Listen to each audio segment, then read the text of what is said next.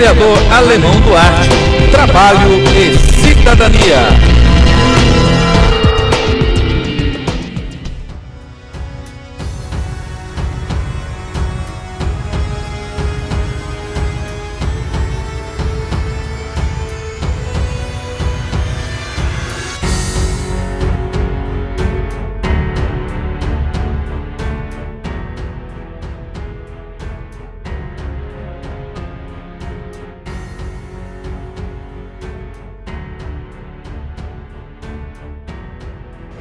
Hoje a gente vai falar um pouquinho sobre a escrita terapêutica, que é a minha linha de trabalho, que é uma coisa que eu tenho feito há algum tempo, que tem um resultado muito interessante. Então hoje a gente vai tirar um pouquinho aqui esse momento para explorar essa ideia da escrita terapêutica.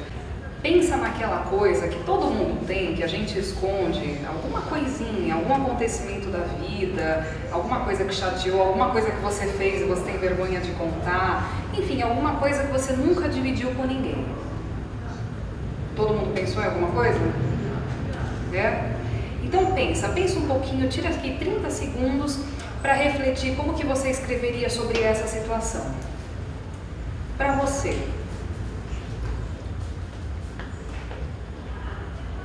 Como seria? Como que esse texto começaria? Como você se sentiria escrevendo sobre isso?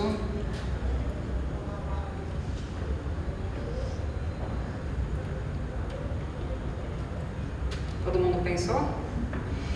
Agora imagina essa mesma situação se vocês tivessem que contar para um familiar de vocês. De que forma que vocês abordariam nesse mesmo texto? A mesma situação.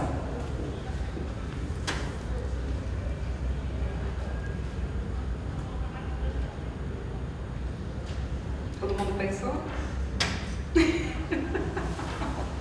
Como é que ficou? Qual que é a diferença? Quem quer comentar? Não precisa contar a situação, não. Qual é a diferença de uma narrativa para outra? Quando você fala, quando você escreve, você fica mais livre, né? Mais à vontade para falar. Quando você escreve para você, né? Sim. Quando você sabe que ninguém vai ler. E quando você sabe que as pessoas vão ler? Você já dá uma segurada. Você corta os detalhes. Vários, às vezes. Ou nem conta, né? Esse é o exercício que eu faço com os meus alunos e é muito engraçado, porque eu falo, conta essa história pra você. E nunca peço para que a pessoa leia, claro, a história é dela. Mas aí conta essa mesma história para um familiar. E a história vira do avesso, ela muda completamente, porque tem detalhes que a gente não quer contar. Você não quer contar que você dançou ali no chafariz de repente, você não quer contar a situação exatamente da forma como ela aconteceu. Você não quer contar que, na verdade, naquele momento, naquela situação, você não teve reação, você quer dizer que você foi o herói, né? Que você saiu bem daquilo, que na verdade você estava no controle da situação e você não estava. Né? Então a gente sempre conta as coisas de uma forma muito deturpada quando a gente conta para os outros. Né? É a mesma coisa, por exemplo, da gente cantar no chuveiro. No chuveiro a gente canta pra caramba, e aí de repente eu coloco 10 pessoas aqui e falo, canta agora. Aí não sai nada, aí você não canta, né? Porque é sempre muito diferente, tem um efeito psicológico muito grande. E eu me lembro que a primeira vez em que eu parei para pensar nisso, sobre essa diferença da escrita, de quando a gente escreve para nós e de quando a gente escreve para outra pessoa, foi quando um editor meu, Jiro Takahashi, ele foi meu editor na editora Roco, é uma pessoa que está no mercado editorial há muitos anos, ele foi criador da série Vagalume, que eu acho que aqui todo mundo leu, todo mundo viu, todo mundo conheceu, né? E o Jiro um dia perguntou para mim numa reunião, ele falou, para quem você escreve quando você está escrevendo? E eu falei para ele, eu falei, olha, eu escrevo para mim, e se eu achar que eu devo, eu compartilho. Né? Então tem muitas coisas que eu escrevo, muitos poemas, muitas histórias, muitos contos que eu não compartilho, porque são meus, até o dia que eu decidi compartilhar. Né? E ele falou assim para mim, ele falou, olha, interessante, porque a última vez que eu ouvi alguém falar isso, dessa forma, foi a Clarice Lispector, porque ele foi o último editor em vida dela. Falou, ela também escrevia para ela, e se ela gostava, ela mostrava, se ela não gostava, ela não mostrava para ninguém, porque era dela, porque era pessoal. Né? Ai, que bom que você conseguiu ouvir isso. Né? Feliz em ter ela aqui. Para quem não sabe, é a Soraya, que é a nossa judoca aqui da cidade. Né? Também é psicóloga, enfim, também é escritora. Muito bom ter você aqui com a gente. Então, Então tem uma diferença muito grande do texto quando a gente escreve ele pra gente, quando a gente escreve para o outro. Eu sempre conto o caso de um pintor uma vez que me levou para ver alguns quadros dele. Ele falou assim, olha, eu vou te mostrar alguns quadros meus. E era uma coisa completamente diferente do trabalho que todo mundo conhecia dele. Era uma coisa maravilhosa, profunda, muito bonita. Não que a obra normal dele, que todo mundo conhecesse, não fosse boa, mas tinha uma profundidade a mais, tinha uma temática diferente. E eu falei pra ele, eu falei, nossa, mas por que você não expõe, por que você não mostra isso para as pessoas? Porque ele falou, é muito pessoal, eu não vou querer que critiquem, que falem, que julguem, que avaliem, porque isso é muito meu, é muito eu. Né? Então, antes de tudo, a gente, para mostrar quem a gente é para o mundo, para a gente conseguir mostrar o nosso texto, para a gente mostrar o nosso quadro, a gente tem que estar muito bem resolvido com as nossas questões também. E a escrita terapêutica, ela vem muito nesse sentido da gente primeiro resolver essas questões com a gente mesmo e depois, talvez, quem sabe, a gente se sentir à vontade para dividir com outras pessoas. Né? Então, ontem aconteceu até uma coisa interessante, porque nada é por acaso. E eu cheguei aqui na Câmara mais cedo e eu estava dando uma olhadinha nos livros que estavam expostos. E um deles me chamou a atenção pelo título, eu fui direto nele, chama DNA dos Pensamentos. O livro vai ser lançado aqui hoje à noite. E eu comecei a folhear o livro e achei tão interessante, né? Uma série de reflexões profundas sobre a vida e tudo mais. E aí estava lá folheando e lendo várias historinhas assim de uma página e meia, duas, e comecei a olhar. E de repente o moço chega pra mim, o que você tá achando do livro? Eu falei, olha, eu tô gostando bastante. Ele falou, é meu livro, eu que escrevi. Fala pra mim, fala mais, o que você tá achando e tal. Eu falei, não, tô achando bonito, gostoso. E por que te chamou a atenção? Eu falei, me chamou a atenção o título, né, porque DNA dos Pensamentos e tudo mais. Ele falou pra mim, eu escrevi essas histórias saindo de uma depressão e aí resolvi publicar. Então a gente tem que entender no processo de desenvolvimento literário, no processo de escrita, que muitas vezes a gente está escrevendo sem a intenção de publicar e de repente a gente olha e fala, nossa, mas isso é maravilhoso, de repente vale a pena a gente publicar.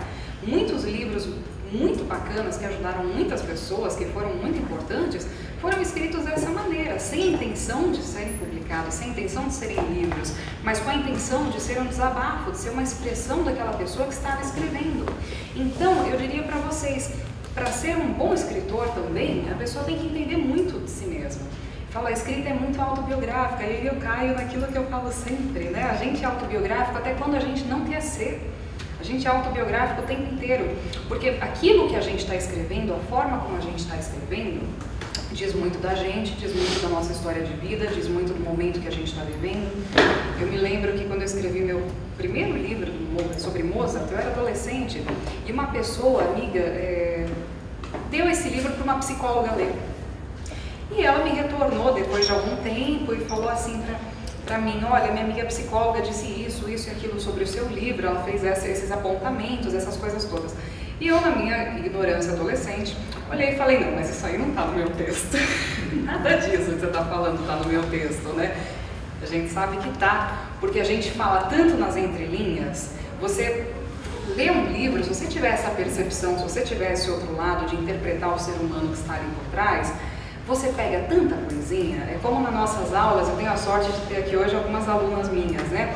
E nas nossas aulas a gente sempre faz esse lado de interpretar o ser humano por trás da obra. E eu lembro que teve uma vez que a gente fez um exercício, né? Que a gente falou do Rilke, eu não sei se vocês lembram dessa aula, né? O poeta Rilke, que sempre se escondeu, o poeta se esconde muito atrás da metáfora, né, da beleza das palavras, esconde muitas fraquezas dele, esconde muitas coisas, ele se autoidealiza muito, né? E a gente fez uma análise dos poemas do Rilke e também das cartas dele para a mãe. O Rilke mandava cartas para a mãe e do Cartas ao Jovem Poeta. Então, ali no Cartas ao Jovem Poeta e das cartas à mãe, a gente entendeu quem era o poeta por trás daquelas poesias.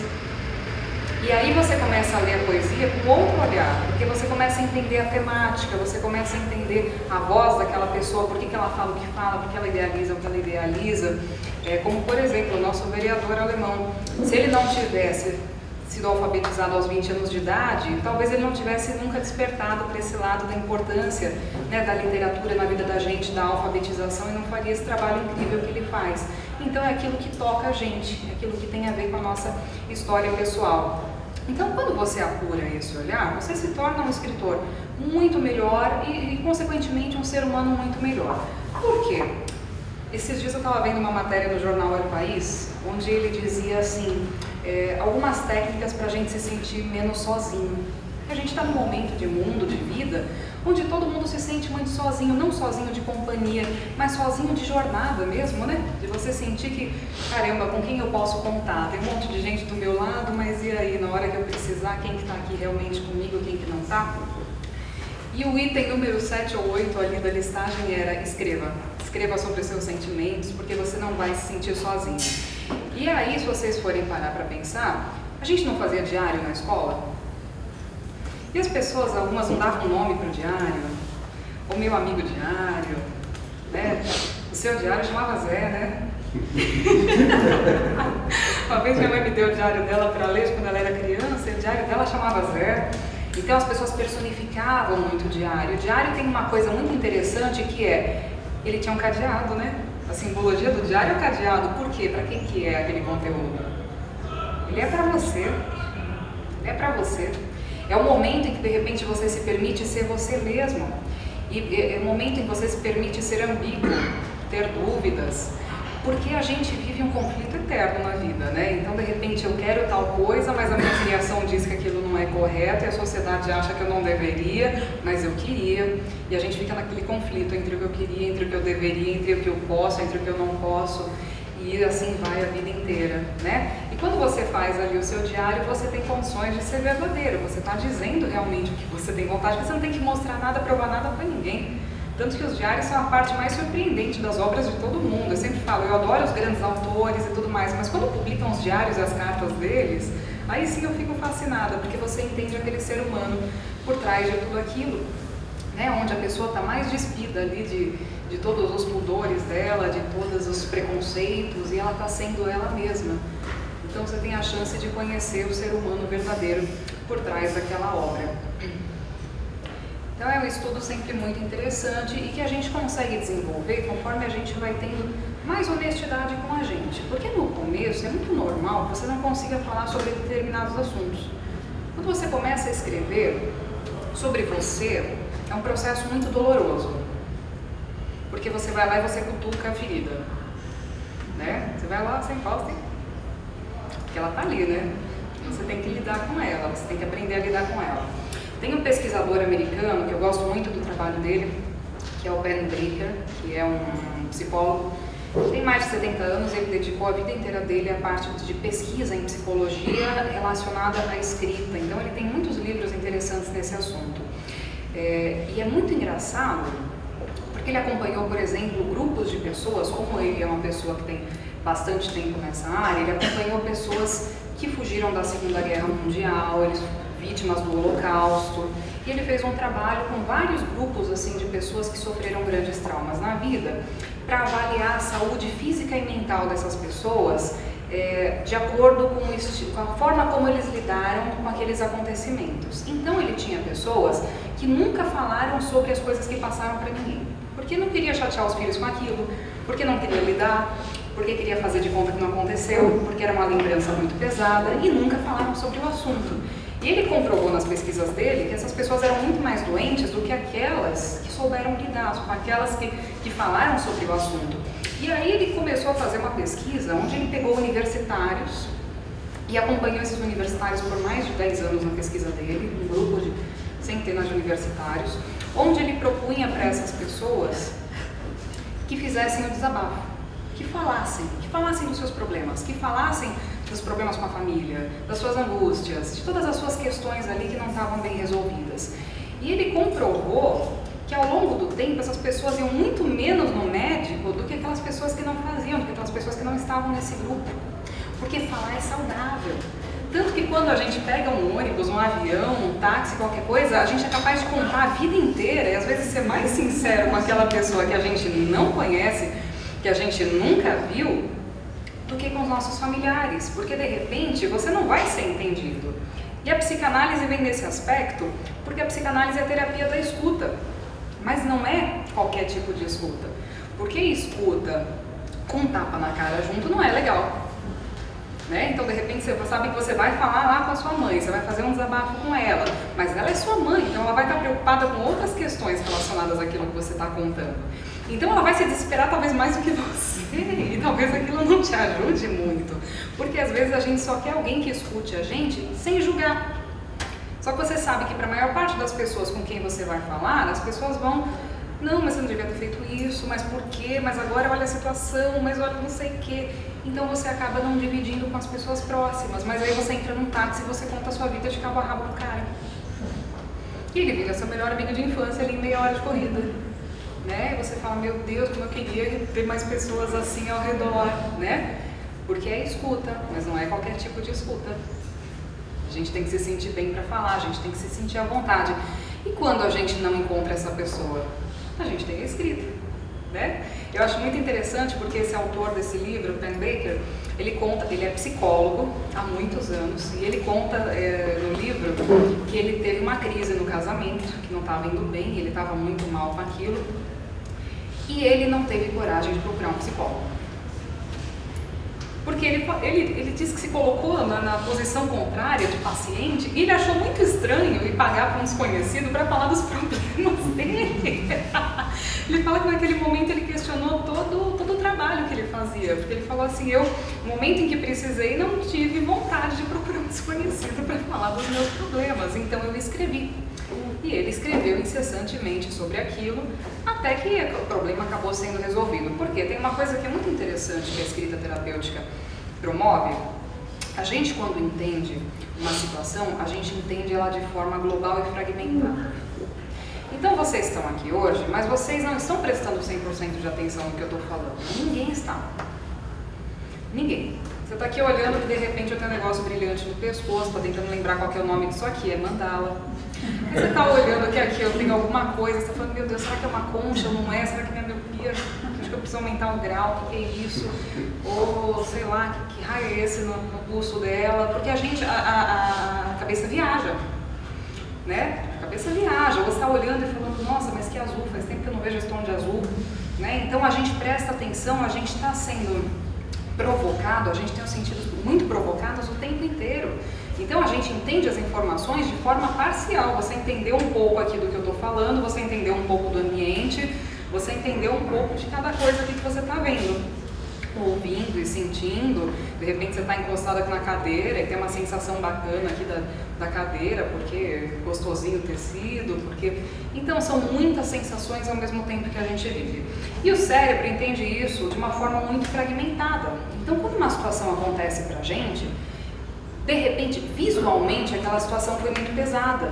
Pode ser que no contexto geral ela não tenha sido tão pesada, mas você, de repente, aquele choque visual que a situação te deu, te chamou mais atenção do que o contexto geral, e você fica preso naquilo. Isso acontece muito com a criança. A gente, quando é criança, tem dificuldade de entender, tanto que a criança vê o mesmo filme várias vezes, lê o mesmo livrinho várias vezes, para tentar entender de uma forma global. E a gente cresce, a gente melhora um pouco, mas nem tanto.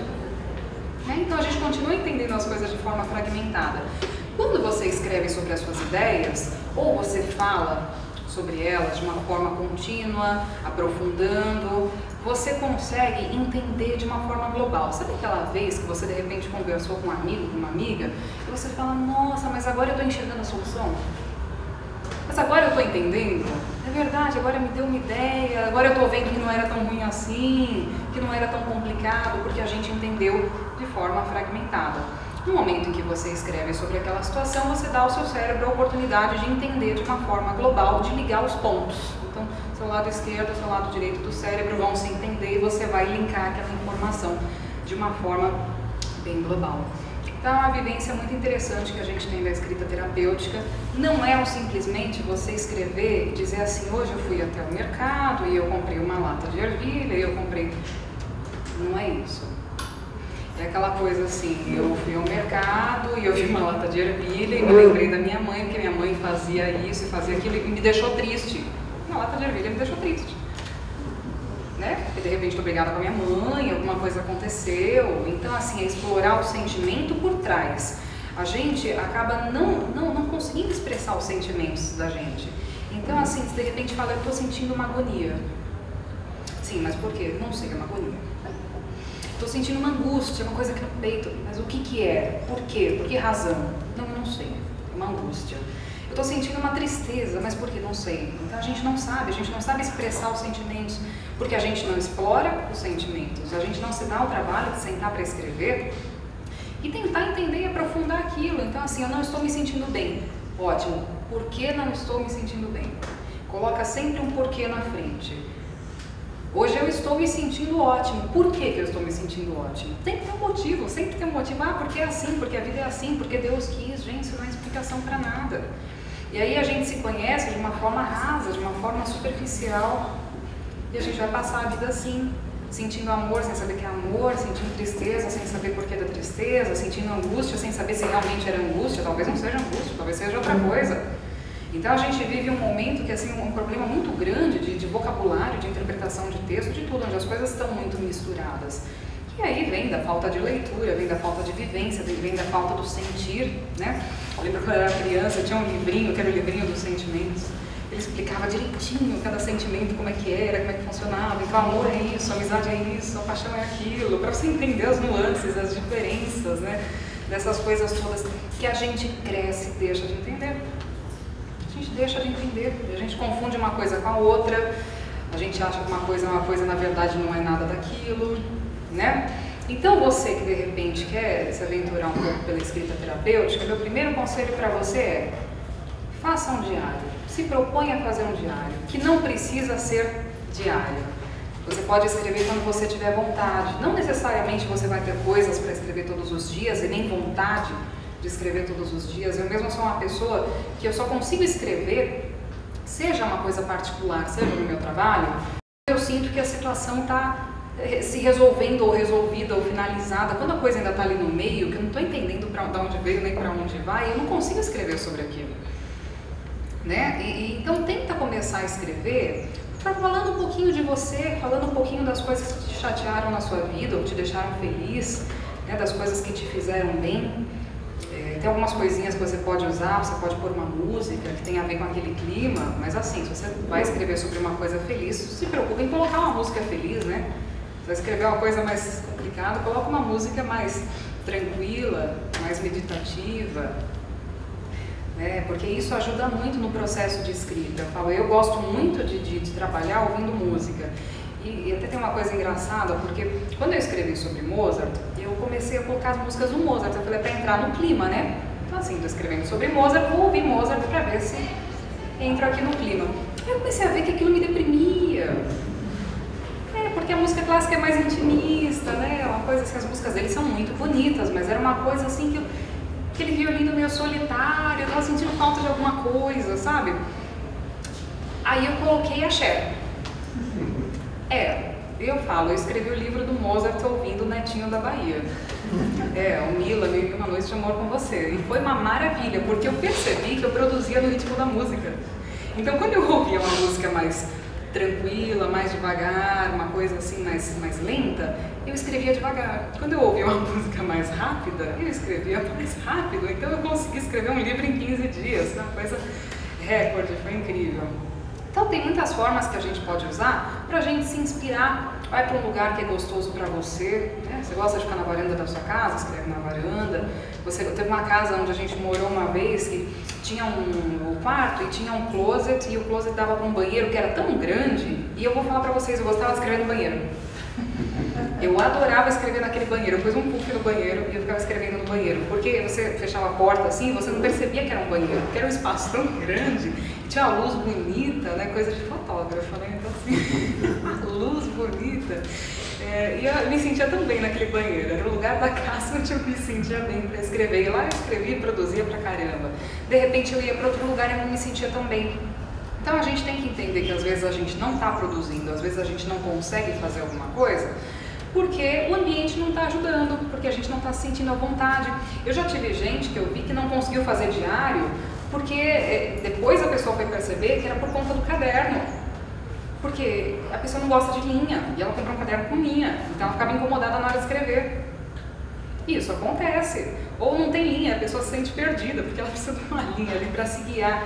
Então o mais importante, vai escolher um caderno para escrever? Escolha um caderno que te deixa à vontade, confortável. Não tem regra, é a lápis, é a caneta cor-de-rosa, caneta brilhante, caneta dourada. como você se sentir confortável, como te agradar, olhar para aquilo que é só seu. Que é só seu, escreva para você. É muito engraçado porque nas minhas turmas eu sempre deixo assim um bolinho de papel sulfite e papel e lápis e tudo mais para as pessoas escreverem. E dependendo do tema, eu falo assim, gente, vocês podem usar folhas se quiser, não precisa ser no caderno, porque tem coisa que de repente é sua e tal, né? E é muito engraçado porque dependendo do que é, dependendo do que vai mexer com a pessoa pega ali a sulfitezinha e dobra, esconde dentro da carteira, né? Que é pra ninguém encontrar, tipo, isso daqui é meu mesmo, né? Porque o caderno tá ali de repente, mas essa folhinha não, essa folhinha aqui é minha. Então, escreva sempre com essa sensação, com essa certeza de que você está escrevendo para você. Porque a gente também cria um bloqueio muito grande, achando que as pessoas vão julgar o que a gente está escrevendo. O medo da censura, não é? Medo da censura. Não da estética da nossa escrita, do conteúdo da nossa escrita. E aí eu vou contar uma coisa interessante para vocês. Há alguns anos, minha mãe estava de mudança e eu mexendo em umas caixas, umas coisas antigas, eu encontrei um diarinho meu de quando eu era criança. E eu escrevi assim no diário. Eu estava num momento de vida que eu estava vivendo um bloqueio criativo, que é uma coisa meio constrangedora se você é escritor. E meio complicada, porque você fica sem trabalho, né? Pessoa com bloqueio criativo, de repente você acha que nada do que você escreve tá bom, aí você não consegue escrever mais nada para ninguém, e aí ficou uma fase um pouquinho complicada. Eu fiquei quase 3 anos sem conseguir escrever. E eu encontrei ali um diário, e nesse diário, quando eu tinha 10 ou 11 anos de idade, numa das páginas eu dizia assim, que eu tinha receio de escrever, porque eu tinha medo do que a minha família ia achar do que eu escrevesse. Ali o negócio juntou e eu entendi tudo. Falei, é por isso que eu não estou escrevendo, né? Eu sempre tive um certo medo de escrever, porque e aí, será que isso está dentro do que me foi ensinado, do que foi esperado, do que as pessoas acham que seria legal, do que as pessoas acham que eu deveria fazer, do que, sabe, do que minha família, minha mãe, meu pai, meu irmão, sei lá, esperam de mim? Será que eles vão gostar de mim isso aqui? Né? E isso é um processo muito grande pra gente. Se você for parar para pensar, tem muito autor que passa a vida se escondendo atrás de um determinado gênero para ser quem ele é, sem ter que se assumir. Eu tenho um amigo no Chile que ele é novelista e ele fala, eu estou em todos os personagens. Todos os personagens sou eu. A prostituta sou eu. A dançarina sou eu. Né? Todos eles sou eu. Porque você se coloca, porque a gente não consegue entender a nossa complexidade. A gente não consegue entender o nosso lado homem, nosso lado mulher, nosso lado bom, nosso lado ruim, que todo mundo tem. Então a gente quer escrever coisa boa, a gente quer escrever coisa de autoajuda, e a gente quer fazer de conta que a gente não é uma pessoa complicada, que a gente não tem nada de ruim na vida, né? Que tudo é perfeito pra gente, que tudo vai bem na nossa vida. Quando na verdade o que chama mais atenção até na literatura são as histórias de superação. Aí as pessoas me perguntam sempre, por que Paulo Coelho faz sucesso? Porque ele se coloca no mesmo nível do leitor, porque ele conta para o leitor que uma época a família dele achava que ele era gay e ele ficou em dúvida sobre a sexualidade dele, então ele teve casos com homens, para ver se ele não era gay mesmo. Ele foi tirar a prova dos 9. E ele conta isso no livro. Né? E como a pessoa tem que estar bem resolvida para lidar com isso e para contar isso para milhões de leitores? Você tem que estar muito tranquilo com isso. Tem que estar muito tranquilo, porque as pessoas vão escrever críticas e vão falar o que elas quiserem, é um prato cheio, né? Mas a gente sabendo lidar com mais naturalidade, sabe aquela coisa assim? Às vezes você passa a vida inteira escondendo uma coisa da sua personalidade, uma preferência sua, enfim, você esconde aquilo ali a vida inteira. O dia que você resolve contar pra todo mundo, você vê que ninguém estava nem aí pra você, que o problema era você com você. E quando a gente não se assume, a gente sai na rua que parece que a gente está errado. Parece que a gente está mal vestido, parece que a gente está... parece que alguma coisa não está bem, né? A partir do momento que você se assume, aí tudo bem, pode falar o que você quiser, a crítica pode dizer o que quiser, eu não estou nem aí mesmo, né? Tá tudo bem, eu estou me sentindo bem comigo. Não olha para a cara do Paulo Coelho de quem se importa com a crítica. Está muito bem com ele mesmo. Né? E aí eu sempre uso o exemplo da Xuxa. A Xuxa até hoje está tentando esconder aquelas cópias daquele bendito daquele filme. Se ela falasse, não, é verdade, eu fiz, já foi, já passou, era uma coisa, mas não, ela fica lá e tenta caçar, e tenta tirar, e tenta, né, processar as pessoas que divulgam. Ela fez. E a gente entender que a gente faz coisas na nossa vida, na nossa biografia, que não nos orgulham, não é fácil. Porque a gente quer ser modelo, né? A gente quer ser lá a menininha da mamãe a vida inteira, a garotinha do papai, que ela faz tudo certinho, tira a nota boa, que quer ser bacaninha, bonitinha. A gente quer ser. Aí quando você faz um diário, você descobre que não é bem assim. Você tem todo um lado reprimido, que é ruim, que é um lado ruim, que na verdade você queria chutar tudo, você queria ir embora, você queria largar aquele modelo. Você não quer ser a garotinha da mamãe, você nem gosta da mamãe. É porque a gente tem esses conflitos, tem época da vida que a gente gosta de uma pessoa, tem época que a gente tá com ódio dela. Dentro da família isso é muito normal, lidar com isso não é fácil, né, gente? Não é uma coisa fácil.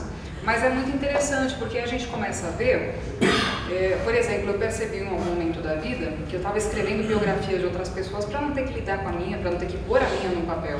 E quando a gente está escrevendo um poema, a gente está se biografando.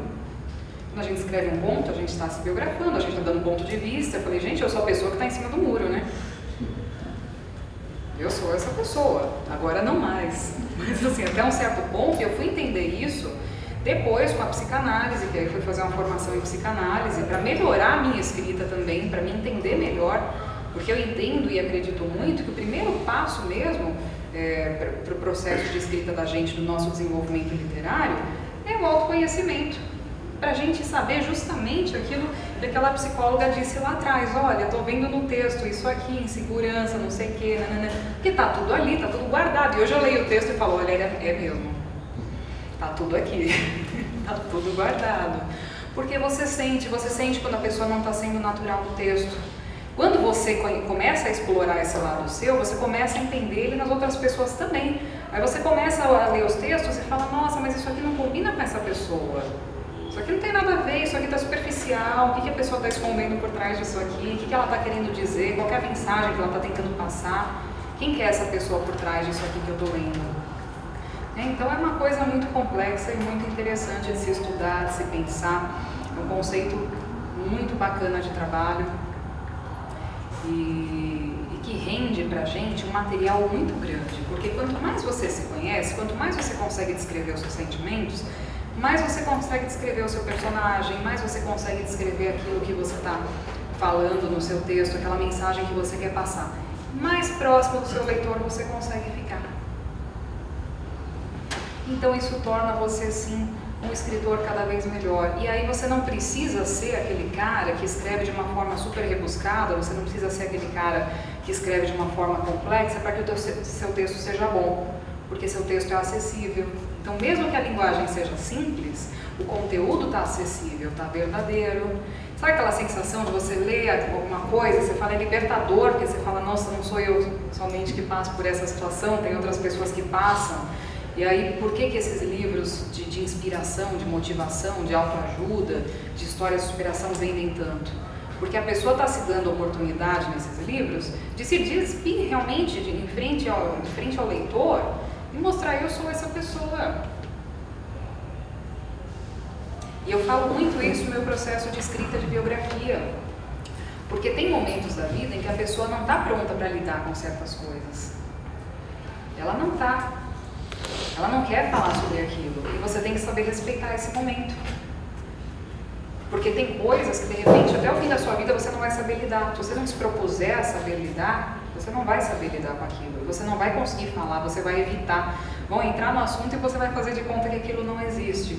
Então, escrever biografia, que é a área onde eu trabalho, é uma coisa muito delicada.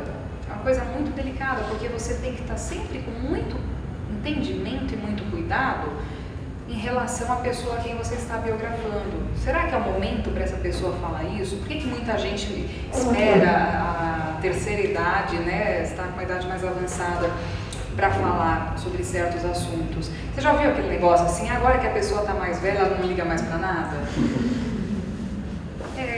Porque tem coisa que você falar com 30 anos, fica meio comprometedor, né? Você tem uma vida toda pela frente, vai ter que lidar com aquilo, é meio complicado, dependendo do assunto, né?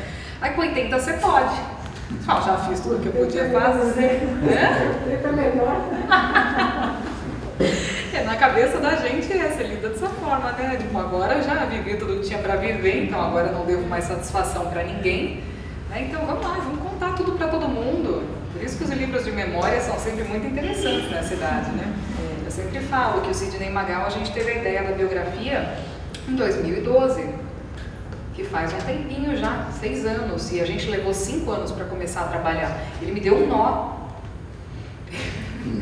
Durante 5 anos ele me deu um nó, porque de vez em quando ele mandava um e-mail, de vez em quando ele ligava, olha, o momento vai chegar, o momento não chegou, tem que fazer parte de uma comemoração. E eu já estava entendendo que não era bem isso, é assim, eu estou pensando o que eu vou falar, calma. Calma que eu estou tentando lidar com a ideia de ter um livro contando a minha vida, porque você vai ter que conviver com ele. A partir do momento que você lançou aquilo no papel, você vai ter que conviver com aquilo.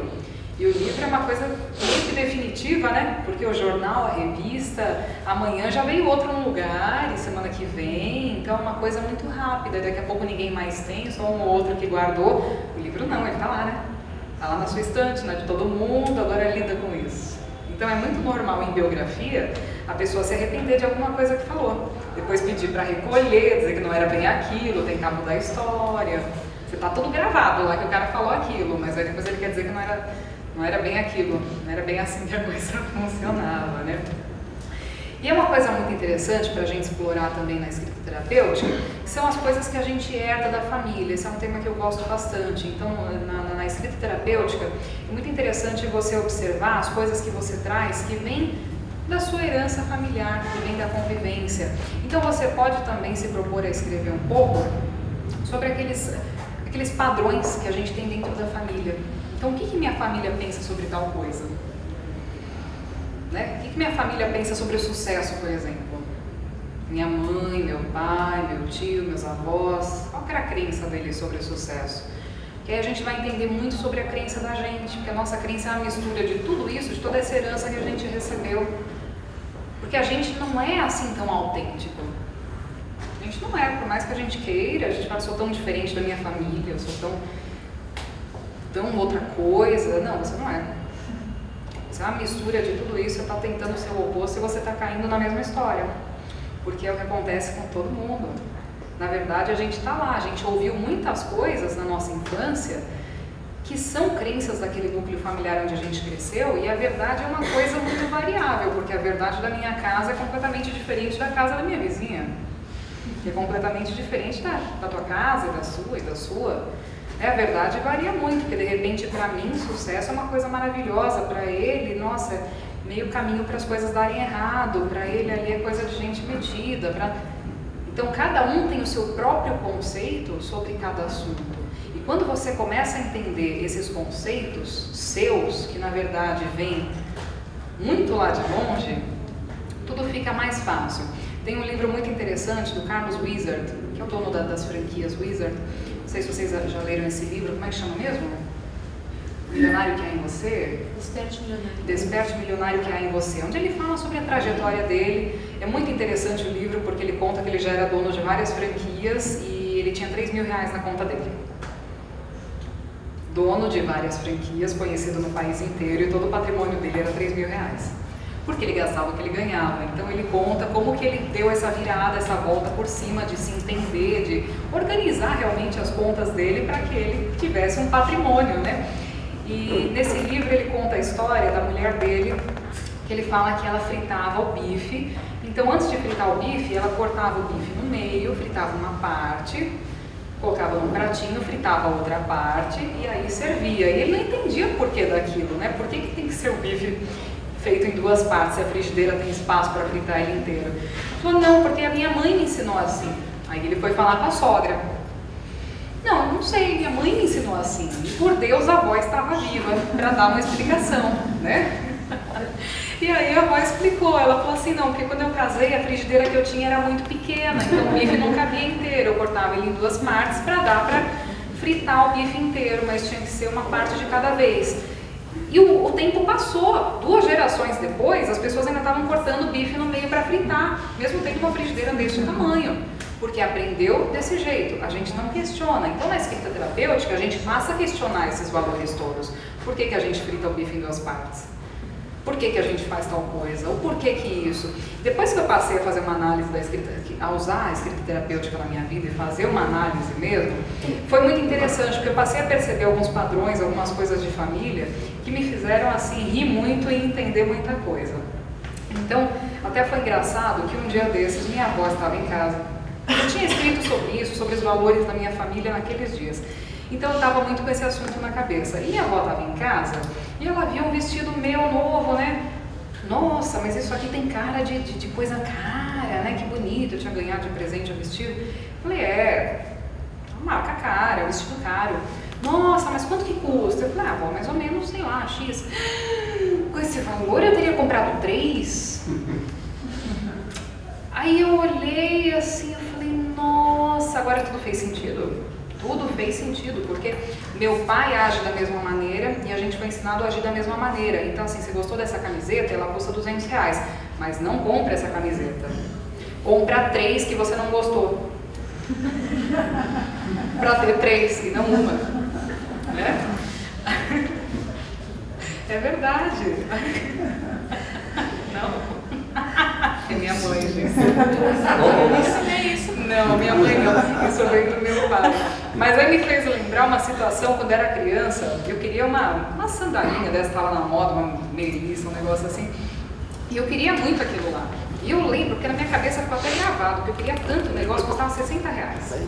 E meu pai me levou na loja, foi comigo lá, não, é um absurdo, essa porcaria de plástico. Não, R$60 nisso aí não vale nada. Daqui a pouco estragou, daqui a pouco não sei o que, eu não vou comprar isso aí pra você. A gente vai numa loja decente e a gente vai comprar outra. Aí ele me levou numa outra loja do lado e ele comprou 3 pra mim. Eu acho que o número 3 é da família, né? Que a minha avó dos 3 vestidos é a mãe dele. A questão familiar. E ele me levou numa loja e ele escolheu um modelinho de sandália pra mim e comprou 3, uma preta, uma branca e uma rosa. E eu não usei nenhuma. Porque eu detestei aquilo com todas as minhas forças, porque era um horror, não era nada do que eu queria. Né? Mas aí eu me peguei, anos depois, fazendo justamente isso. Indo na loja e não comprando o que eu gostei. Comprando 3 da promoção e não usando nenhum dos 3. Sendo que se eu tivesse comprado um que eu gostei, mesmo que fosse um pouquinho mais caro, eu teria usado até abrir o bico, né? Então a gente fica levando para frente essas crenças, essas coisas que são da nossa família, que não tem mais necessidade. De repente a minha avó tinha essa necessidade, porque naquela época ela não teria dinheiro para comprar, ela precisava de volume, ela precisava de mais roupas, então ela não poderia comprar 3 roupas que ela adorasse, ela precisava de 9, 10 para poder trabalhar, né? Então para ela isso faz sentido. Para a história do meu pai já não fazia, para mim é muito menos. E aí eu vou fazer o quê? Se eu não tiver consciência disso, eu vou ficar passando isso para frente eternamente. Né? E aí você tem aquelas crenças familiares que se alguém não romper com isso em algum momento, você vai ter ali um milênio inteiro de repetição daquelas histórias. As pessoas vão estar em 2.800 e nada ainda comprando 3 vestidos. Né? Então a gente dá risada, mas na verdade é triste. É uma coisa muito complicada. E se você não para pensar nisso, você vai agir dessa maneira o resto da sua vida. Então eu estou contando isso para vocês porque foi uma coisa que eu percebi com a escrita terapêutica. Porque na escrita terapêutica, minhas alunas já sabem disso, a gente já trabalhou, a gente faz um mapeamento das crenças familiares. Então, minha crença em relação ao dinheiro, o que eu acho do dinheiro? O que a minha mãe acha do dinheiro ou achava? O que o meu pai acha do dinheiro? Como ele lidava com o dinheiro ou lida? E os meus avós? Ah, mas eu não conheci, não sei. Tá, mas o que você tem de informação deles? Eles deixaram herança, eles não deixaram, eles construíram patrimônio, eles não construíram patrimônio? Como que foi a relação deles com o dinheiro? Você sabe sim. Quando a gente fez isso em família, né, minha mãe até falou assim, não, mas meu avô eu não conheci e tal. Eu falei, olha, você não conheceu, mas ele mandou os filhos para fora de casa com 10, 12 anos de idade porque ele não queria gastar com a criançada. E cada um foi fazer sua vida, um pegou ali o navio escondido no meio da bagagem, foi lá para o Rio de Janeiro, o outro foi não sei para onde, e cada um foi obrigado a lidar com aquilo, porque ele falou, eu não vou ficar pagando para ninguém morar, para ninguém comer aqui não, e pôs todo mundo para fora de casa. Então você sabe como que o avô lidava com o dinheiro, né? Então é justamente isso, é você se conhecer através dos outros. Porque a gente recebeu uma bagagem muito forte, uma bagagem muito grande e muitas vezes muito pesada da família. Se você não parar em algum momento para escrever sobre isso, para entender essas origens, tem comportamentos que, por exemplo, eu aprendi com a minha mãe, que ela aprendeu com a mãe dela, que aprendeu com a mãe dela, que faziam sentido para minha bisavó, que veio fugir da Primeira Guerra Mundial. Para a gente, 100 anos depois, não faz nenhum sentido. E a gente ainda está vivendo como se estivesse na guerra, né? Cozinhando o leite condensado do feijão. Você não pode gastar o gás. Então, assim, nem queria comer feijão, mas vamos lá, vamos cozinhar. Porque minha bisavó fazia isso, mas a gente não precisa mais fazer isso. Então, a gente tem que entender essas mudanças do tempo, a gente tem que entender o contexto histórico. E hoje eu utilizo muito a escrita terapêutica até com os pacientes, porque eu fui fazer uma formação em psicanálise para me ajudar a ser uma escritora melhor. E eu acabei pegando gosto pela coisa e hoje eu atendo também. Né? E é muito interessante. Eu sempre conto que eu tive uma paciente que eu falei para ela assim, eu quero propor para você da gente fazer um diário, para a gente explorar um pouquinho as questões da sua família, passei toda uma orientação para ela e tal. E aí passou uma semana, ela voltou, falei, você conseguiu escrever alguma coisa? Não tive inspiração. Bom, passou mais uma semana, você conseguiu escrever alguma coisa? Eu não tenho inspiração para escrever. Qualquer dia a gente retoma isso. Eu falei, sem problemas, o dia que você quiser. 8 meses depois ela chega pra mim. E aquele caderno a gente escrever? Né? E aí a gente passou a fazer nas sessões ali a escrita, para ela não fazer em casa, né? Então ela percebeu que ela queria fazer ali junto no momento da sessão, que era o momento que ela estava para pensar nessas coisas todas. E aí a gente entendeu o quê? Que o conteúdo, quando ela sentava para escrever, era tanta coisa que vinha e era tão forte, que antes de começar a escrever, ela já isolava aquilo e falava, não quero. Porque num primeiro momento, quando você escreve sobre coisas que não foram boas, dói, e você se sente péssimo. E você fala, vou rasgar isso aqui, deixa pra lá. Mas é um momento é um momento ruim que você passa para que o momento seguinte seja bom. Porque aí você vai ressignificando. Porque você de repente percebe quando você faz isso, porque o despertar, né, da consciência para muitas coisas, ele é dolorido principalmente no sentido de quando você entende que você passou a vida inteira agindo de uma determinada maneira, que não te fez feliz e que você não precisava ter agido, porque aquela verdade não era sua, aquela verdade veio da sua família. O segundo momento é entender que aquilo fez parte da sua história, vai continuar fazendo e que agora você tem o poder de lidar com aquilo e decidir se você quer aquilo para você ou não. Né? E aí você tem a chance de ressignificar e construir uma nova história a partir de então. Se você nunca tirar um tempinho para fazer isso, você vai viver de acordo com a verdade do outro a sua vida inteira. E aí, sabe o que acontece? Aí você acaba sendo aquela pessoa que a gente vê muito em consultório. A pessoa está lá com 60 anos de idade, de repente ela olha e fala assim, nossa, tá tudo errado. Tá tudo errado. Que eu fiz da minha vida o que eu não queria fazer, eu fui ser médico porque minha mãe queria que eu fosse médico, eu fui ser advogado porque meu avô queria que eu fosse advogado, eu detesto o direito, eu detesto a medicina, eu fui um péssimo profissional, eu não me dediquei, né? Eu criei uma família, eu criei toda uma série de coisas que eu não queria ter tido. Vocês imaginam tanto de gente que a gente vê que fala assim, eu tive uma família porque minha família queria que eu tivesse uma família. Não queria ter tido filho, não. Só que aí você pôs 3, 4 no mundo, e aí? Né? E aí você tem que entender também o que você vai fazer com isso agora. Você não queria, mas de repente foi bom, e vamos ressignificar e fazer alguma coisa com isso, né? Mas é muito complicado a gente viver fora dessa consciência. Depois que você adquire essa consciência, que é uma coisa constante, que a vida inteira você vai descobrindo mais coisas sobre você, tudo vai ficando mais fácil. Então, no primeiro momento, você surta, porque você fala, todas aquelas referências que eu tinha, parece que perderam sentido, para depois voltarem a fazer sentido. Para você entender onde você vai colocar cada uma daquelas coisas. Então, assim, não serve para mim, mas faz parte da história, não serve para mim, mas foi bom, não serve para mim, mas foi como a pessoa sabia fazer, né? E as coisas vão ficando mais leves e ficam mais legais para todo mundo. Então, no resumo de tudo, a escrita terapêutica é uma coisa que eu acho que todo escritor deveria fazer. É uma coisa que eu acho que todas as pessoas deveriam se dedicar em algum momento da vida. Você sabe que, eu não sei se vocês sabem disso, mas, por exemplo, polícia, militar, eles não podem fazer acompanhamento psicológico constante, senão eles são afastados, né? Então, de repente, quando a pessoa tem algum problema, ela é ali afastada, indicada que faça 10 sessões ali de acompanhamento e tal, mas não pega bem para o profissional de determinadas áreas estar em acompanhamento psicológico, né? E isso em algumas instituições aqui do Brasil é até proibido. Você sabe que a pessoa está fazendo acompanhamento é porque ele não está bem, é porque ele está desequilibrado, porque a gente ainda tem essa ideia, né? E então ele tem que ser afastado. E você sabe que tem muitos países onde isso também acontece, que as pessoas passaram a instituir, a colocar dentro dos contextos de algumas áreas a escrita terapêutica, para que a pessoa tenha para quem contar. Então, por exemplo, você é um médico e você tem que lidar com morte o tempo inteiro.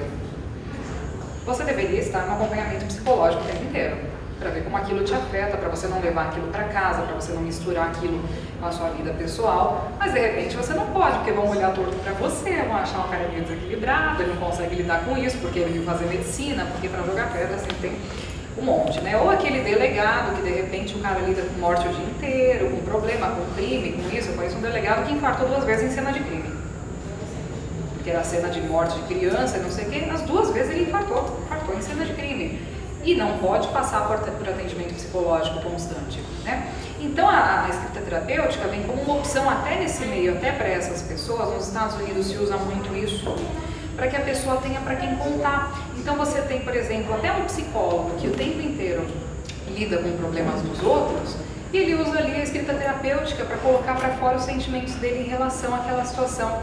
O médico que de repente lida com situações complicadas o tempo inteiro e que vai usar a escrita terapêutica para contar para alguém, para contar em algum lugar o que ele está vendo, o que está acontecendo com ele, né?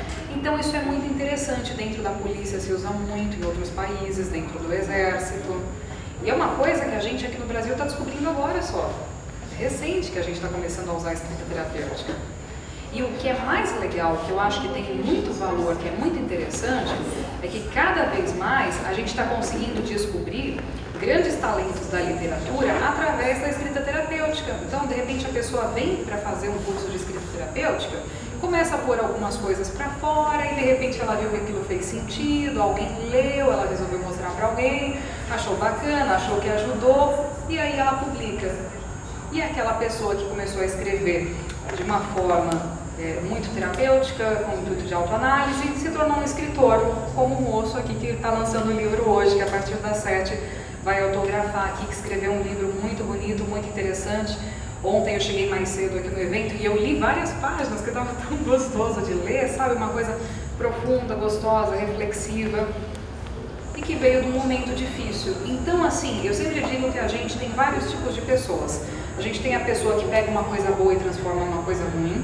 A gente tem a pessoa que pega uma coisa ruim e transforma em uma coisa boa. A gente tem a pessoa que pega uma coisa maravilhosa e não transforma em nada. Nós somos seres transformadores o tempo inteiro. Então, o fato de você conseguir pegar uma situação difícil e transformar aquilo num livro, num texto, em alguma coisa que mostre essa superação e que vai ultrapassar barreiras, né? Porque você vai dialogar com muita gente, você vai passar aquela mensagem para muita gente, de repente ajudar, de repente a pessoa vai ler aquilo e falar, olha, não estou sozinho, tem outras pessoas que passam por isso. Eu lembro que uma vez que eu estava em Cuba e eu mostrei um texto meu, que era um texto que eu nunca tinha mostrado para ninguém. Eu mostrei para um casal ali, e quando eu mostrei para eles, eles começaram a chorar. Eles falaram, meu Deus do céu, mas você lá no Brasil também sente isso?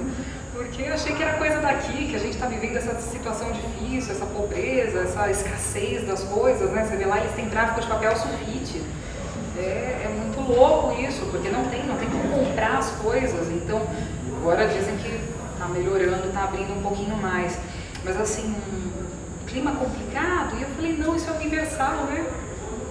Não é só em Cuba, em diferentes níveis, todo mundo vive essas coisas na vida. Então aí você cria aquela empatia, você consegue criar aquela ligação direta com o seu leitor.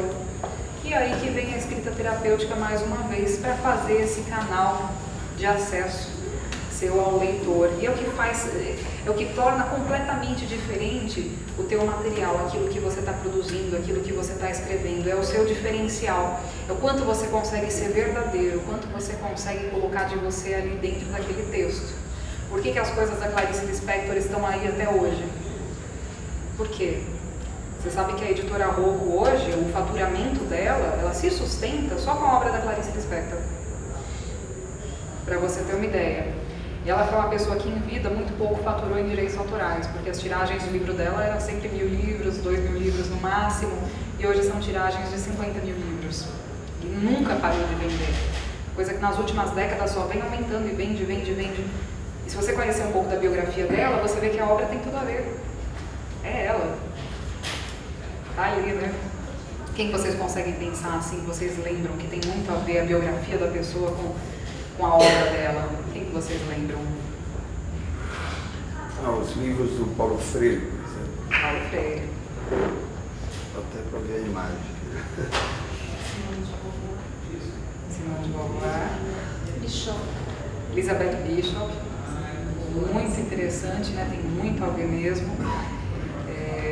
Gabriel Garcia Marques. Gabriel Garcia Marques. Primeiro para quem fala como ele se tornou. Ele também vai naquele advogado. Não, e é muito interessante porque o quanto que isso guia o processo de escrita da gente, né? É muito interessante. Você sabe que o próprio autor da série Sherlock Holmes, ele era médico, né? E ele escrevia entre um paciente e outro para se distrair. É uma forma terapêutica, né? De escrita, para distração e tudo mais. E olha o que virou. Então, é muito engraçado que às vezes vem escritor falar comigo, eu quero escrever um livro, eu estou esperando uma inspiração, como se fosse essa entidade que baixasse. Tipo, a inspiração, vai baixar aqui e de repente eu vou escrever uma obra-prima. E fala assim, tem que viver. O escritor, muitas vezes ele cai no erro, eu falo isso porque eu já caí também, de falar assim, eu vou me dedicar à escrita. Só a escrita.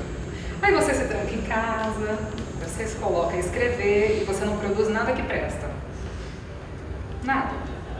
Aí quando a vida está em movimento, que você está fazendo coisas, está em projetos, está viajando, está indo, está vindo, está conversando, você produz assim que você não aguenta. Você não tem mão para escrever. Porque antes de tudo você tem que viver. Porque tudo que a gente passa para o papel, para o quadro, para a música, é um reflexo da vivência da gente. Então hoje a gente está vendo um fenômeno muito complicado que eu acompanho na música, por ter biografado músicos, por pesquisar nessa área, que eu estou vendo na literatura, das pessoas que elas sentam e falam assim, olha, eu vou escrever um best-seller, eu vou escrever agora um negócio legal, só que ela não entende nem do que ela está falando. Porque assim, eu vou fazer essa música aqui nesse ritmo porque é o que está na moda, porque é o que o público vai gostar. Sabe aquela pessoa que se molda? Que hoje ela canta um funk, amanhã ela canta um sertanejo, e depois de amanhã ela... E não é uma pessoa versátil, não estou falando em versatilidade, porque nem Mato Grosso é uma coisa, ele é versátil. Ele não está tentando acompanhar a moda, né? Agora você tem aquela pessoa que hoje faz de um jeito, amanhã faz de outro, hoje lança um livro policial, amanhã lança uma ficção científica, depois de amanhã lança autoajuda, porque vai de acordo com o que está na moda. Eu lembro que a minha editora, uns 5 anos atrás, quando 50 Tons de Cinza estava na moda, chegou para mim e falou assim, você não quer escrever um livro nesse estilo? Eu olhei e falei, olha, problema nenhum, mas não tem nada a ver com a minha linha de trabalho. Não, porque sabe o que acontece? A gente estava aqui pensando, a moça que escreveu 50 Tons de Cinza, ela já é uma pessoa assim mais velha, ela é mais senhora e tal. A gente estava pensando que se a gente tivesse uma aqui que fosse mais nova, que a gente pudesse trabalhar a imagem, que a gente não... Eu olhei e eu falei, ai meu Deus do céu. Não. E é por isso que esses grupos adolescentes, por exemplo, não dão certo. Você faz uma audição com meia dúzia de meninos, aí você coloca uma roupa na moda neles, e daqui a pouco eles estão se sentindo sufocados com tudo aquilo, porque eles cantam coisa que eles não gostam, eles vestem coisa que eles não gostam, né? E aí a banda acaba. A banda acaba. Você vai ver a maior parte desse pessoal que foi fazer sucesso porque era moda esse tipo de música, esse, aquele e tal, não gostava de nada daquilo, fez porque o produtor falou que ia dar dinheiro, que ia dar não sei o quê. Então a gente tenta muito se moldar ao momento de mundo.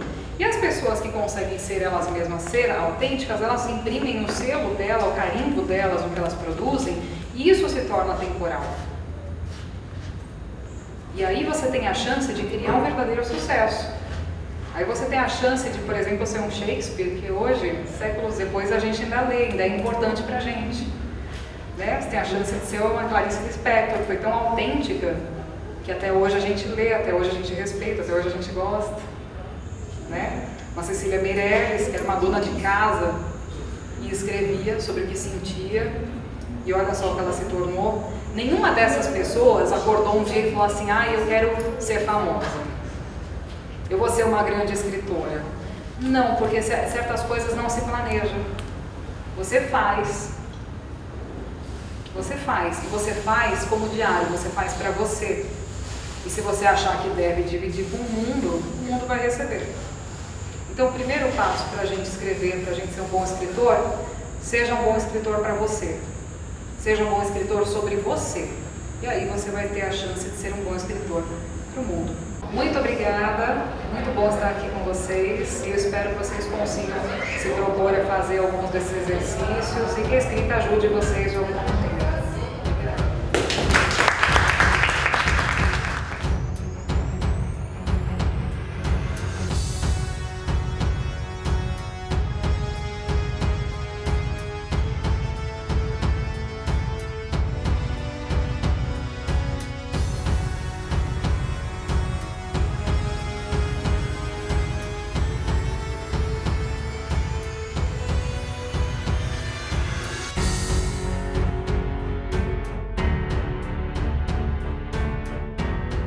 Vocês são amigos, aqueles que eu conheço há muito tempo, aqueles que eu conheci ontem, ela sabe quem eu estou falando.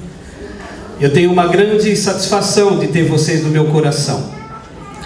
Eu gostaria que, na voz da minha filha, Nanda Marques, e nos pianos do Rodrigo Bitarello, que eles oferecessem uma música a todos os amigos que estão aqui presentes, da família ou não.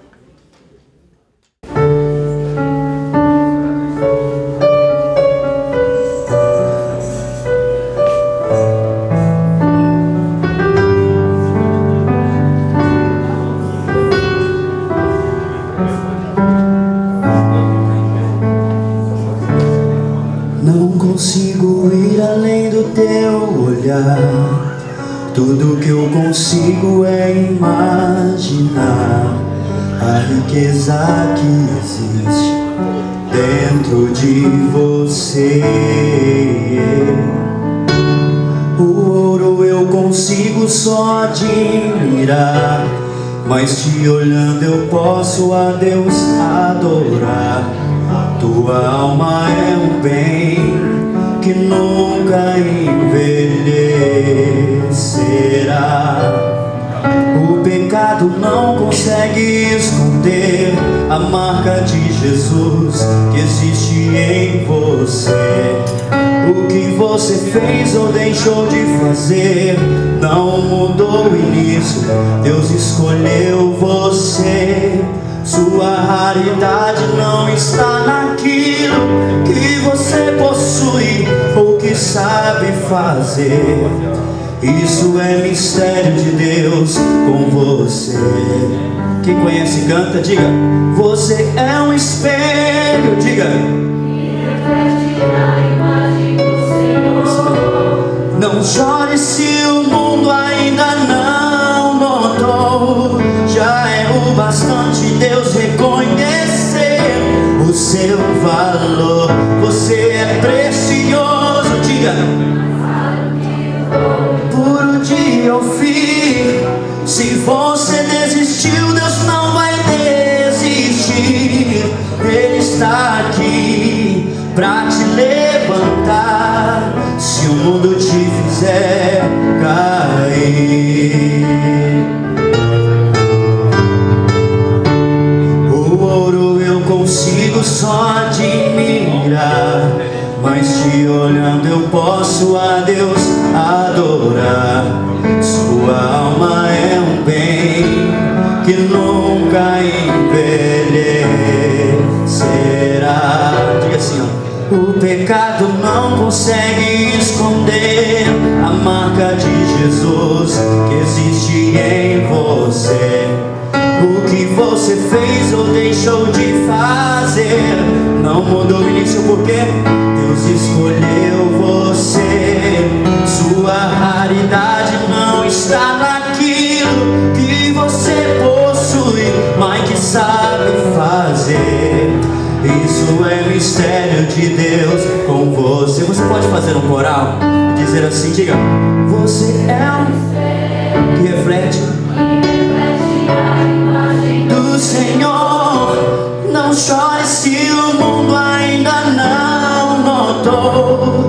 Já é o bastante Deus reconhecer o seu valor. Você é precioso, mais raro que o ouro puro de ouvir.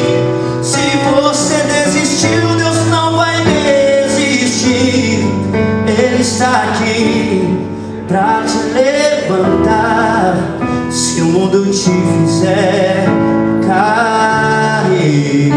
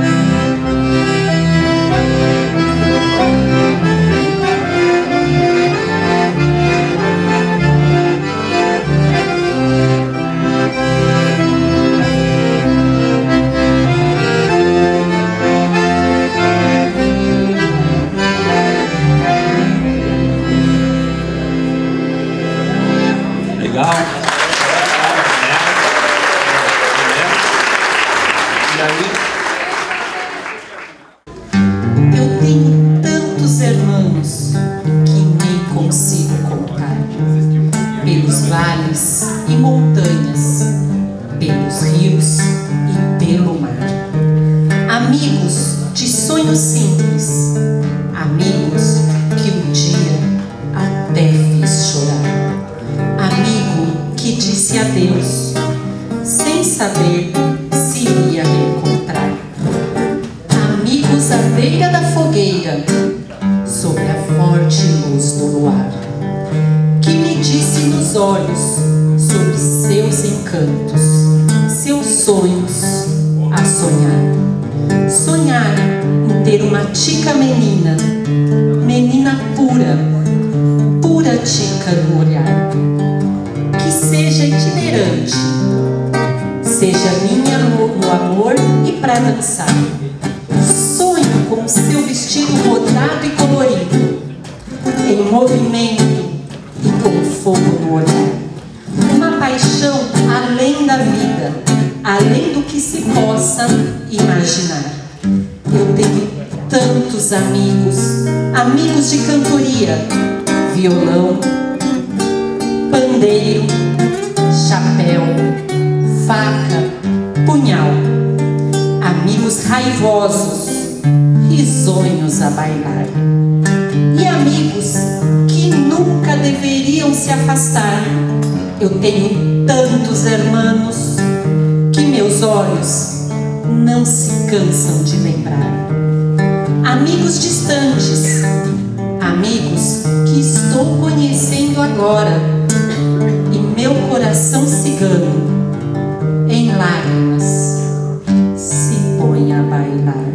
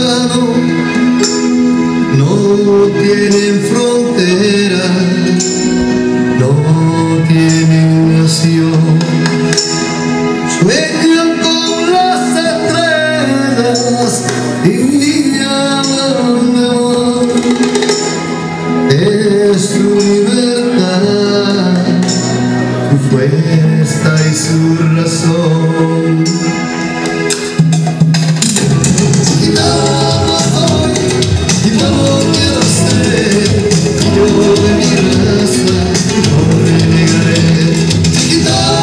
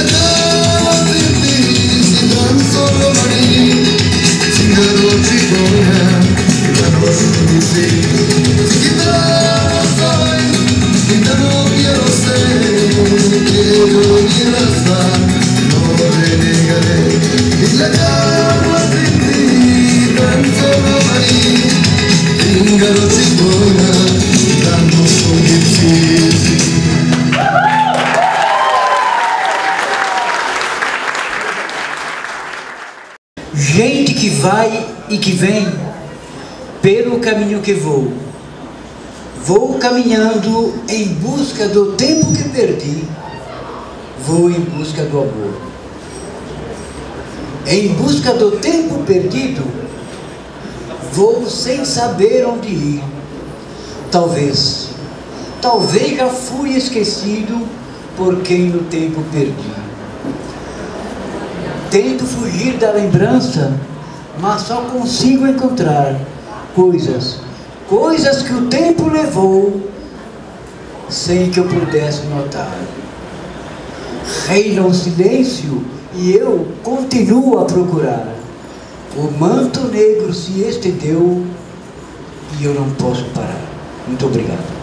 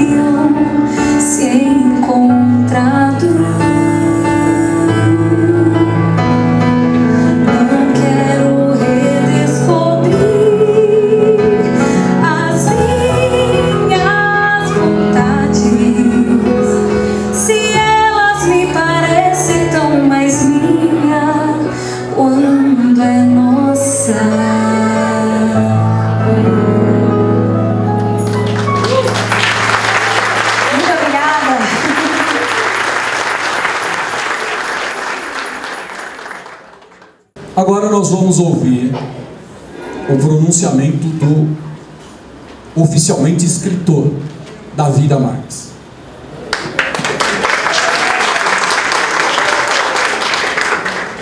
Essa hora que eu choro, né, Walter?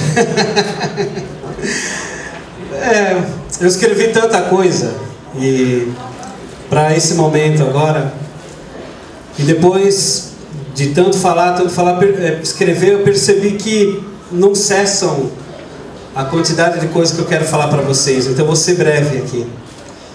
Eu quero dizer para vocês que talvez a minha responsabilidade desse livro DNA dos Pensamentos é deixar claro para vocês e evidenciar o quanto nós somos humanos, o quanto nós somos gente de verdade, e que a gente não tem que ter medo nem receio dos nossos pensamentos, e que principalmente, fundamentalmente, todos os nossos erros e as nossas falhas a gente tem que deixar no passado.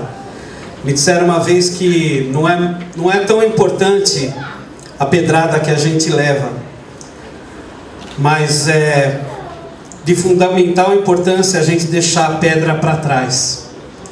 Carregar a pedra dos nossos anseios, dos nossos problemas e dos nossos inimigos faz com que dê força para eles e muita fraqueza para a gente. Para fazer esse livro, eu não achei que era livro, achei que estava fazendo coisas. E aí eu pedi para Deus me mostrar por que eu estava fazendo aquilo, né? Então, eu devo ter coisas escritas para mais uns 2, 3 livros, assim. Mas, eu só tive coragem de fazer o livro mesmo, porque, impulsionado por algumas pessoas que tinham interesse no meu crescimento e viram o meu lado bom, me incentivaram a isso. E a pessoa que me incentivou está aqui, e ela se chama Maria Elisa Camargo, que eu gostaria que viesse aqui à frente.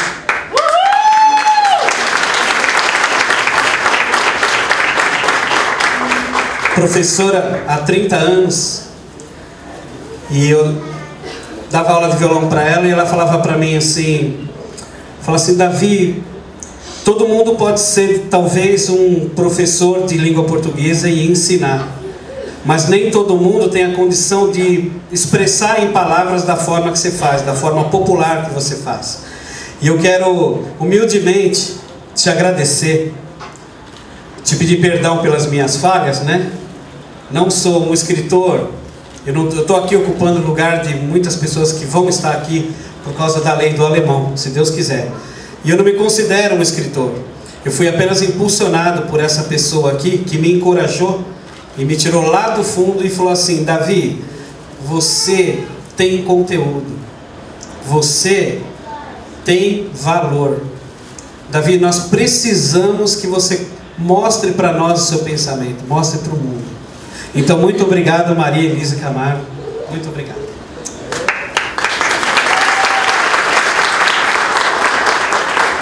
É uma honra para mim estar aqui vendo o Davi brilhando, né? Que ele está brilhando com o seu livro, feliz, mostrando todo o seu talento, né? Eu fico muito feliz de ver essa realização do Davi, porque acompanhei o trabalho dele, a luta, o tempo que ele passou sonhando com esse livro, e hoje é uma realidade e nós estamos muito felizes. Parabéns.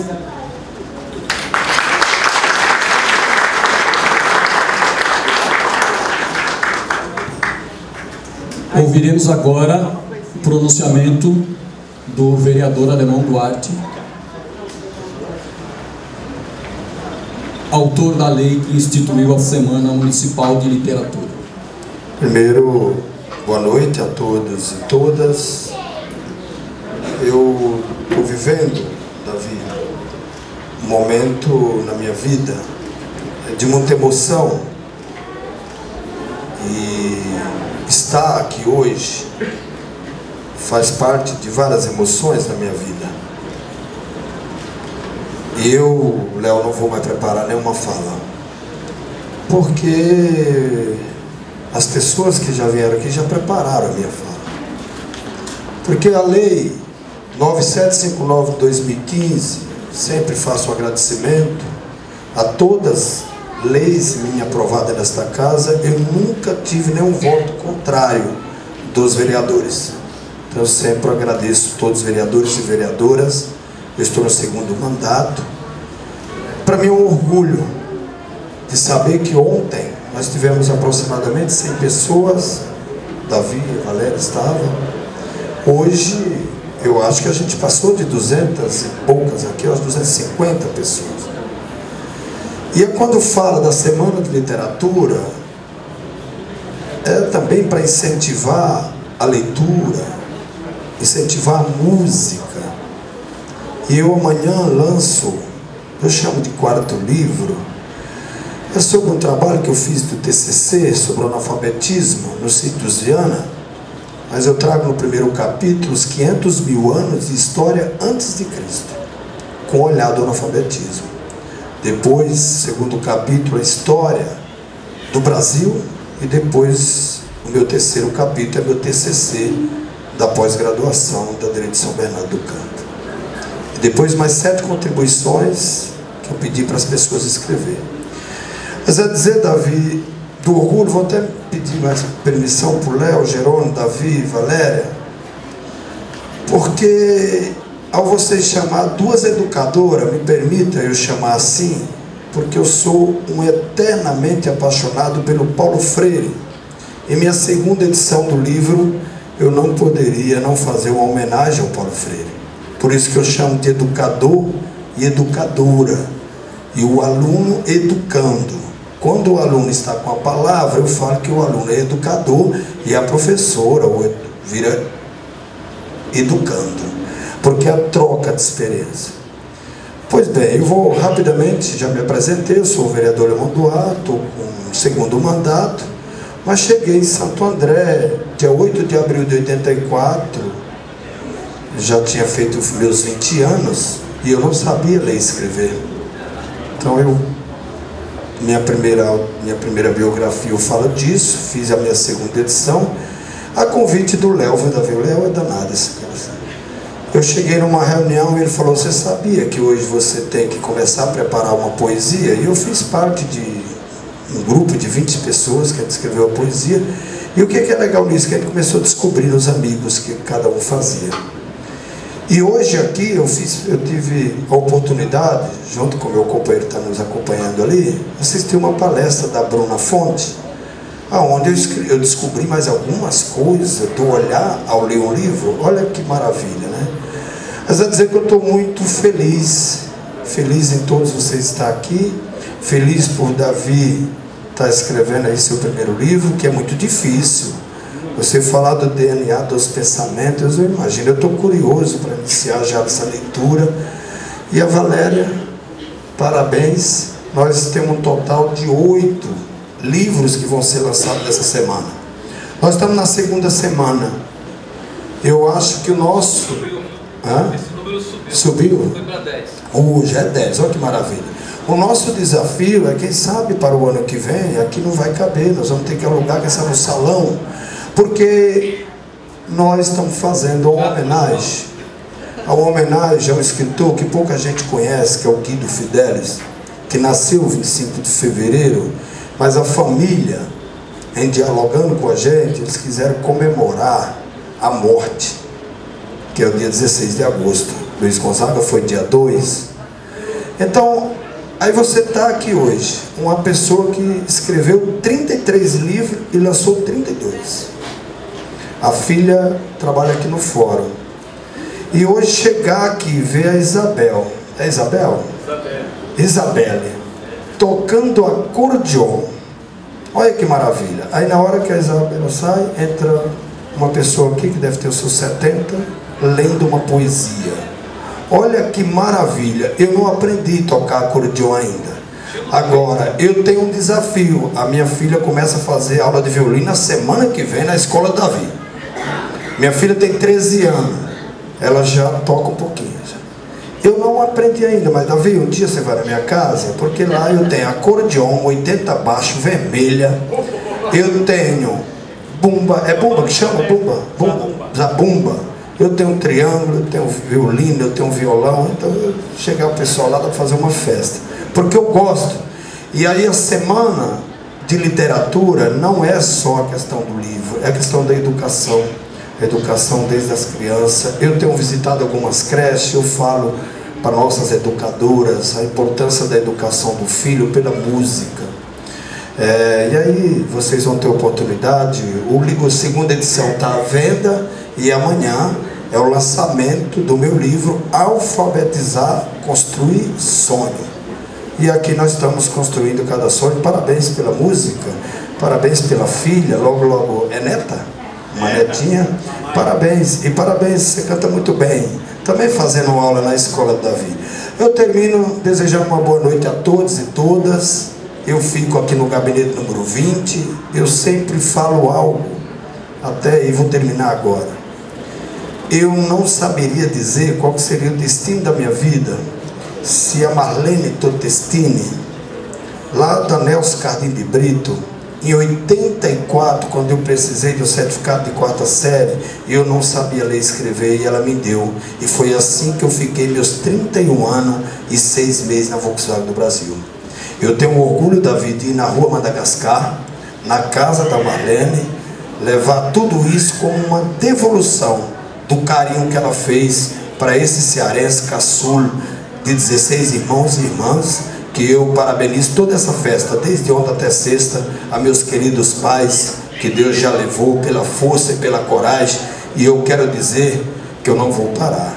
Eu iniciei nessa segunda-feira o meu curso de Direito. Um grande abraço.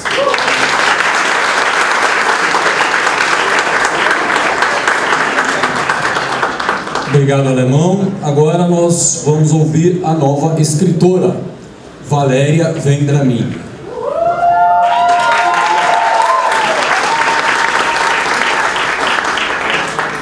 Mas eu não sei se tem papelzinho ainda, né? Então preciso do papelzinho, da cola para não esquecer ninguém. E assim, eu não sei só ler, eu gosto de contar. Então eu vou contar uma história para vocês, tá? Uma história de uma menininha que tinha um sonho. Um sonho. Só que essa menininha foi crescendo. E o sonho foi ficando para trás.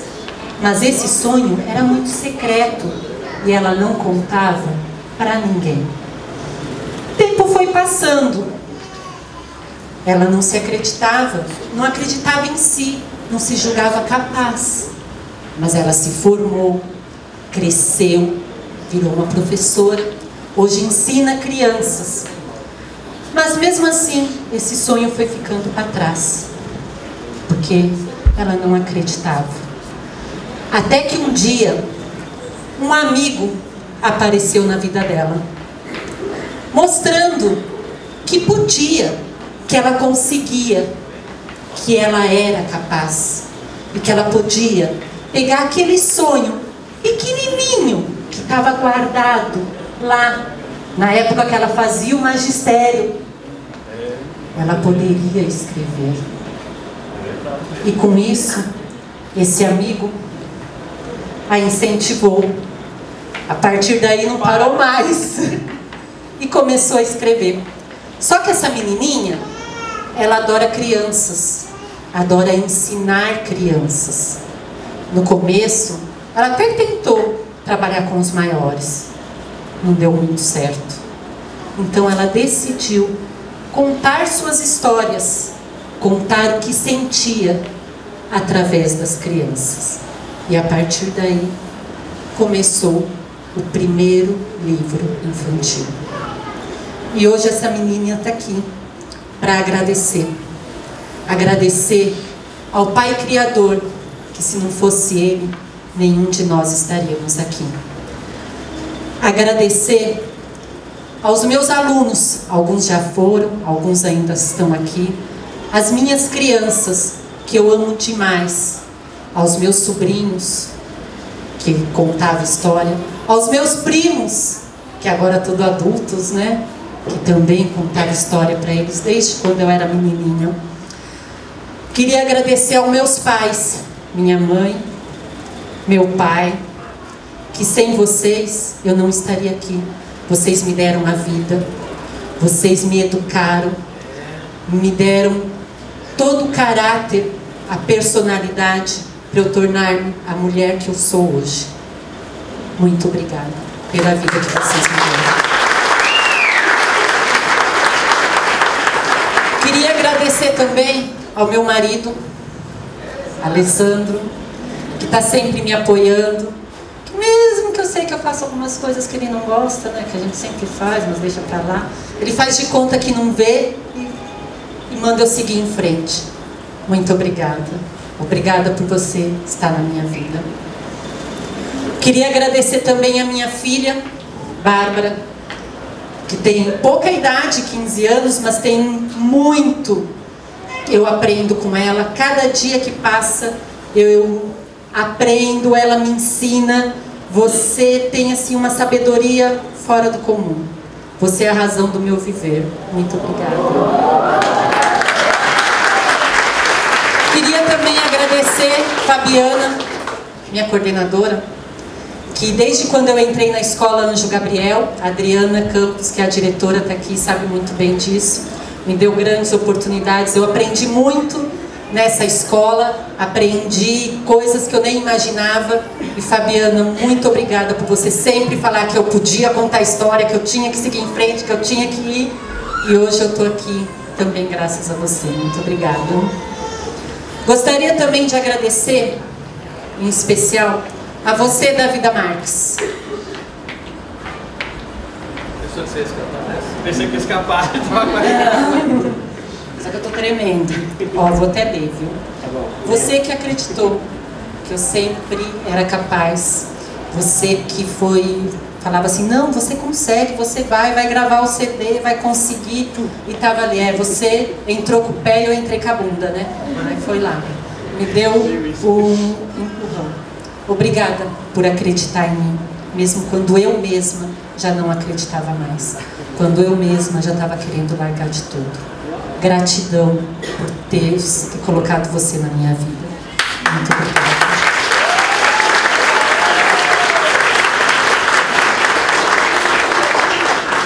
Mas vamos terminar assim rapidamente, tá? Gostaria de agradecer ao Leonardo por essa oportunidade, pela Copa Acesso, que facilitou bastante a nossa vida como escritor, né? Porque a gente sempre acha que isso nunca é possível. Gratidão por estar dando essa oportunidade pra gente. A Prefeitura de Santo André, ao vereador Alemão, aos vereadores, se tiver ainda alguns presentes, até há pouco tempo atrás eu sei que tinha um, não sei se ele ainda está. Agradecer, já foi? Então, agradecer por vocês darem essa oportunidade, abrir esse espaço para a gente estar fazendo esse trabalho. Muito obrigada, minha gratidão.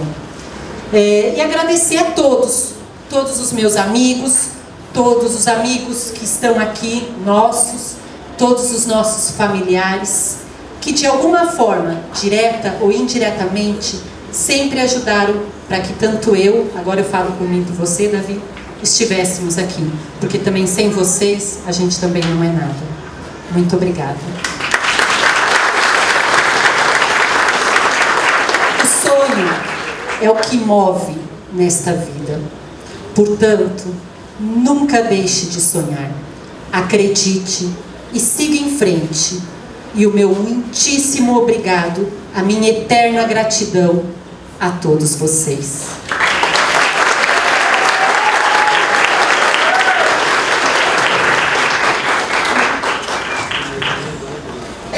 Obrigado, Valéria.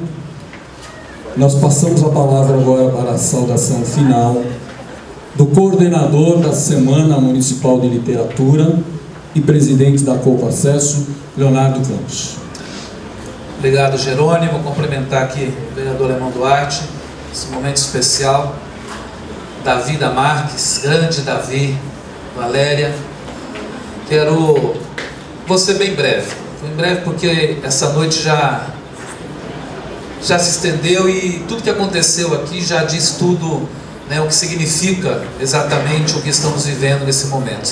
Se Roberto Carlos estivesse aqui, ele diria que está vivendo esse momento lindo, né? Estamos vivendo um momento muito lindo. Mas eu queria deixar registrado algumas coisas que eu acho que é importante dizer. Primeiro, da pessoa humana do Davi da Max. O Davi, ele é tão amigo que ele não se contenta em guardar as amizades dele para ele só, ele compartilha as amizades, né? Ele me apresentou, por exemplo, Valéria, que eu aprendi a gostar, num primeiro momento a gente já sentiu a simpatia, ela já veio para os projetos da Copacés, já se inteirou, e o Davi já vai apresentando os amigos, apresentou esse dia a Soraya, e vem apresentando os amigos dele, e vem compartilhando as amizades. Então a humanidade do Davi ultrapassa o próprio ser humano dele. E uma coisa importante que eu penso, que quando eu olho para essas apresentações todas lindas, maravilhosas, emocionantes e tudo mais, ela significa muito o que é o Davi. O Davi é um artista completo, né? Tudo que a gente busca num artista, ele às vezes ele é muito, né, de dizer, eu não sou escritor, não sou poeta, eu não sou isso, não é aquilo. Ele é assim. O grande problema do Davi, e é o problema de muitas pessoas nesse país, principalmente no Brasil, se nós olharmos, né, para a cultura brasileira, se valoriza muito, às vezes, aquilo que, eu não vou dizer que não presta, porque aí também já é esculachar, mas tem muita coisa boa que acontece que o Brasil não reconhece. O Davi já gravou acho que 6 CDs, não foi? 6 CDs. A cidade de Santo André, por exemplo, alemão, nunca convidou o Davi para fazer um show no aniversário da cidade, por exemplo. É um artista da cidade, um artista completo, por exemplo, né? E está aí na estrada, fazendo o seu trabalho, ajudando muitas pessoas a encontrar o seu caminho. E eu tive a graça, né, de nessa minha estrada conhecer o Davi. Conheço há muito tempo. Eu conheço quando a Nandinha ainda era de colo ainda no Davi, né? Eu não sei nem quantos anos você tem. Também não vou perguntar também, deixa quieto, né? Mas de qualquer maneira, eu vi a Nanda na igreja, cantando na igreja, né? Conheci a Nanda cantando na igreja. Depois a gente se encontrou em algumas aventuras por aí. E tem uma coisa muito importante no Davi, que ele, Valéria, ele não sabe dizer não. É um negócio de doido. E às vezes eu falo, às vezes o pessoal lá da Copacés, poxa, eu vou chamar o Davi, mas será, não sei o quê. Aí eu vou com jeitinho, Davi, meu, tamo junto, vamos lá. Então ele é o cara que não diz não nunca, ele está sempre... E aí, Davi, nessa estrada a gente vai aprendendo e vai construindo muitas coisas. E para nós da Copacés, assim, é uma alegria, uma satisfação muito grande ter, né, dada a nossa pequena contribuição. É pequena, porque o trabalho já estava pronto, nós só ajudamos a dar vida a esse trabalho. E o que significa tudo isso está aqui, ó, né? Seus amigos, seus parentes, seus amigos que estão aqui te prestigiando. Você é merecedor de tudo isso, porque você é um cara fantástico, um cara maravilhoso. Eu queria pedir a licença para encerrar. Eu ia contar uma história também, mas quando você contou a história, disse, não, deixa só a história dela, eu não vou contar a história. Mas eu vou encerrar com um pensamento, que eu já usei esse pensamento em muitas coisas que eu já escrevi, e muitas pessoas aqui me conhecem, já trabalhei com jovem na igreja, eu usava muito essa frase, que é uma frase do poeta Fernando Pessoa, né, que ele diz que tudo vale a pena se a alma não é pequena. E como está valendo a pena estar nessa noite de hoje aqui, vale demais. Muito obrigado por essa oportunidade, parabéns pelo livro, sucesso, e ó, o caminho está aberto, é só trilhar, tá bom? Obrigado.